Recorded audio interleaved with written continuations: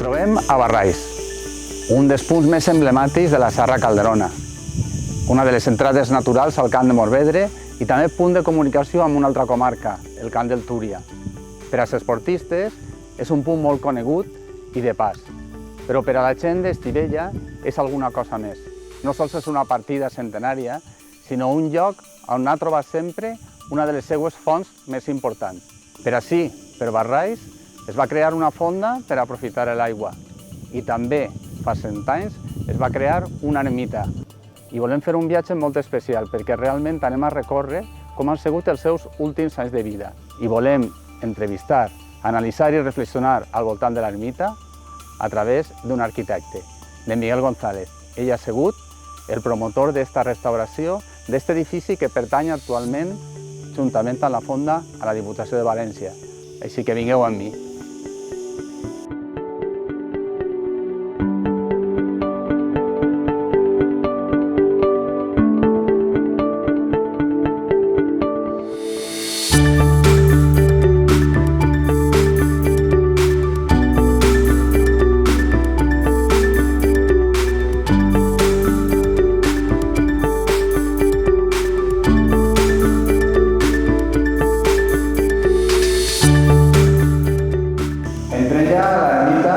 I entrem d'una manera molt especial. Entrem a la persona que ha sigut el director d'aquest procés de renovació íntegre de l'ermita del Cor de Jesús, d'ací de Barrais. Tenim amb nosaltres a Miguel González, arquitecte. Bona vesprada, gràcies per estar així amb nosaltres. Bona vesprada, Lluís. I per obrir-nos les portes per a contar-nos realment com ha sigut el procés de transformació tan gran que ha tingut l'ermita. Jo el primer que voldria dir-te és que en el moment que la Diputació us encomana la restauració íntegra de l'ermita i el seu entorn, quina situació us trobeu en l'entorn y en la propia ermita? Bueno, pues nos encontramos un edificio que efectivamente estaba en desuso durante mucho tiempo y en un estado de abandono pues grave. Realment nosaltres, els que passegem molt per ací, sabíem que la porta estava tombada i trobem un deteriorament gran en la teulada i això. Però vosaltres que sou els tècnics, realment, quins trobareu que era realment el més greu? Lo más grave es que el edificio se estaba desestabilizando. O sea, de alguna forma... ¿Se había el edificio? A la larga sí, seguro, sí. Sí, habían grietas importantes, había un desplome de lo que es la fachada y algunos elementos de la fachada también evidentes y desde luego todo eso iba a ir a peor. Entonces, ¿Habían tratado igual interior? Había patologías que nos indicaban que seguro que había entrado agua al interior a través de las ventanas rotas y a través del tejado que estaba en muy mal estado. La primera actuació que vos plantejareu a fer, quina va ser?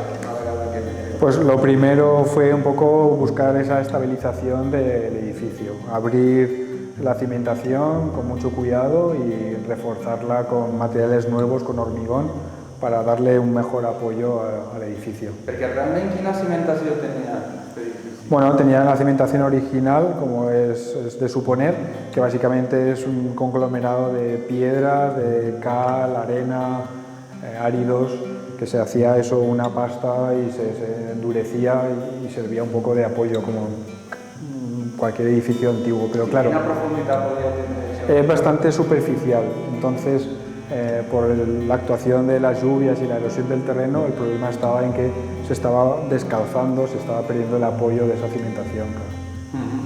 Y una vez que entreu, trobeu también algunos más destacados así en el interior. ¿Alguna patología? Sí.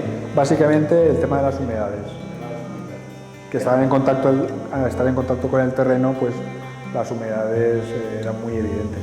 ¿El pavimento estaba afectado? El pavimento estaba afectado, no es el elemento más grave porque al final es un tema estético, pero sí que decidimos levantar todo el pavimento para coger y separarnos del terreno. Sí, ¿el estado del pavimento? El estado del pavimento no era del todo malo, estaba dañado por los efectos de la humedad, pero bueno, no era el elemento que más afectado ni que más nos preocupaba porque era un tema estético. Lo que sí que se decidió en la actuación era separarnos del terreno para provocar una ventilación y no tener ese contacto directo con un terreno que sabíamos que iba a estar húmedo por efecto de las lluvias. El que son els murs per l'interior també tenen algun tipus de... Sí, un poco por capilaridad, por contacto entre el exterior y el interior, al final la humedad se comunica, ¿no? Entonces, una vez que resolvimos el tema de la cimentación, también generamos unos orificios que van conectados con esa separación en el suelo y generamos ahí unas corrientes de aire para evitar en todo lo posible la concentración de humedad. I pel que fa a la capçalera, quin estat es trobava? Pues estaba en mal estado, desde luego la pintura estaba muy mal, había un papel que no era el original, también en muy mal estado, y ahí fue cuando descubrimos que había unas pinturas que aparentemente podrían ser originales, pero que también estaban en muy mal estado. Les pintures que representaven, què tal podeu... Pues aparentemente lo poco que se podía interpretar era una escena así, un paraje natural, y lo que suponíamos que a lo mejor era una interpretación de lo que es el entorno de la fuente. ¿Se adivinaban algunos personajes esos? No. Sí, se veían árboles, tonos verdes, azules, el cielo, pero no más allá. El que es la tabla esta principal de algún tipo de... Estaba rota, pero bueno, la restauración es relativamente fácil porque la pieza de mármol sí que estaba muy bien identificada, lo que es la pintura imitando al mármol también había restos grandes, con lo cual imitarlo era relativamente sencillo, entonces el altar no... ¿Y la sala se ha respetado, no? Sí, se ha respetado el volumen, los colores, la pintura, el símbolo, la pieza de mármol. Esta sí que es original.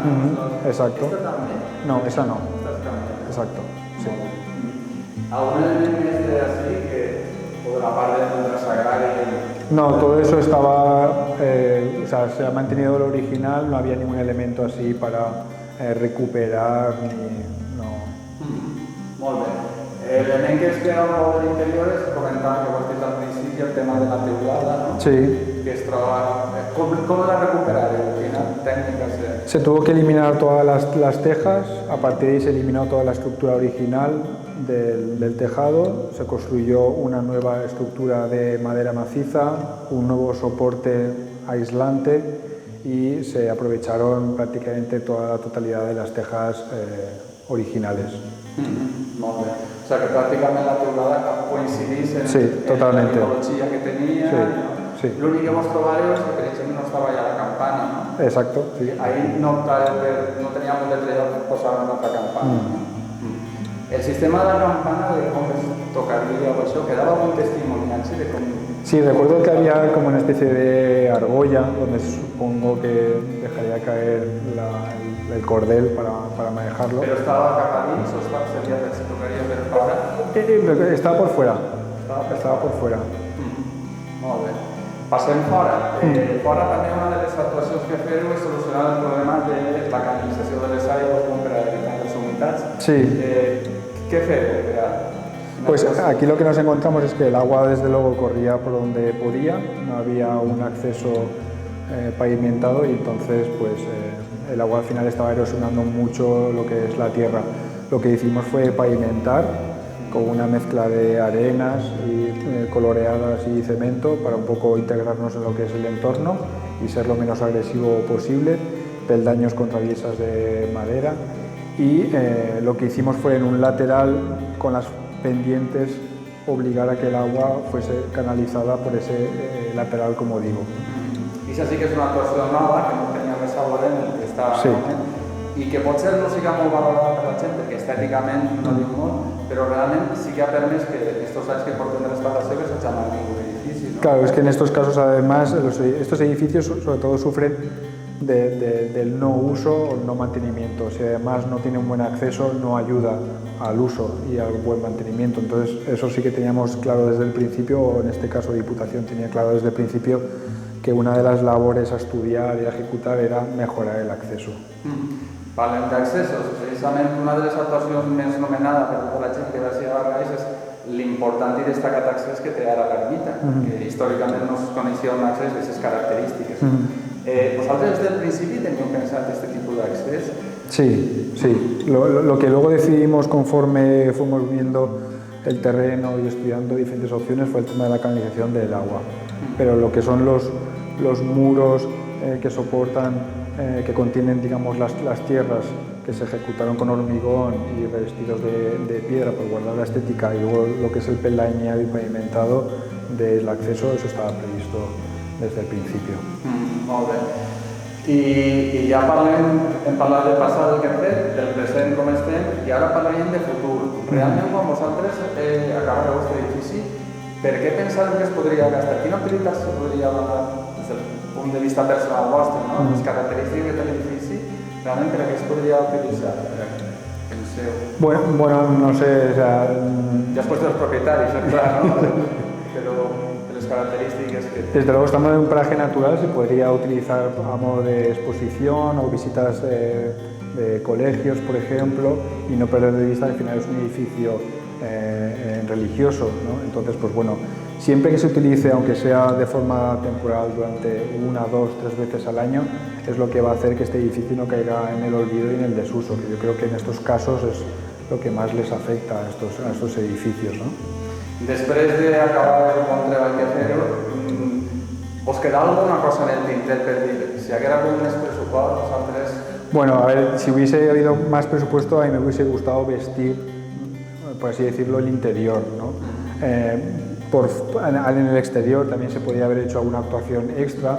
Dependemos también mucho de que estamos en un paraje natural, hay especies vegetales que no se pueden manipular de cualquier forma. Pero sobre todo en el interior a mí me hubiese gustado haberle dado como un último toque para acabar de no dejarlo, entre comillas, tan desnudo el edificio, ¿no? Molt bé, i ja acabem pràcticament. I Maria, tu com a autor, com a pare d'aquest projecte, no? Quins consells donaries, com si fores el metge realment, quins consells donaries per a que continuara conservant-se en este bon estat? A ver, básicamente, lo hemos comentado antes de la entrevista, Lluís, estos edificios, si se usan, se mantienen mejor, duran más. Entonces es buscarle, lo que me preguntabas antes, es buscarle algún tipo de uso, algún tipo de excusa para que se abra la puerta, para que entre la gente, para que ventile, para que si se detecta por ese uso algún tipo de patología, se intente actuar lo antes posible y no cuando ya es muy tarde. Básicamente es eso. Estos edificios lo que necesitan es cierto uso. I ja per acabar, en unes poques paraules, si hagués de dirigir-te a la societat, en aquest cas als estivellencs i estivellenques, i la importància que té aquest edifici, que és part de la seva història, què es diries parlant a la càmera directament, no? Què es diries per a sensibilitzar-los o que tinguin en compte la importància d'aquest edifici? Bueno, pues que yo que soy un usuario y me gusta disfrutar de la montaña andando y disfrutando de la bici de montaña, he de decir que cuando me llegó el encargo no conocía este edificio. Y eso que he bebido muchas veces agua de la fuente de Barraix, ¿no? Entonces me pareció muy bonito primero, o sea, muy bien integrado en el entorno, y me parece que es una pequeña joyita que la gente efectivamente que no es de Estivella posiblemente no lo conozca y es un motivo de orgullo, ¿no? Molt bé. Doncs moltíssimes gràcies per haver estat així amb nosaltres, per dir-nos la importància del edifici, recordar-nos que l'hem de mantindre, que el tenim bé, però que ara depèn de nosaltres. I moltíssimes gràcies. Gràcies a tu. T'esperem sempre així en esta casa. Sí. Molt bé. Muy bien, gracias.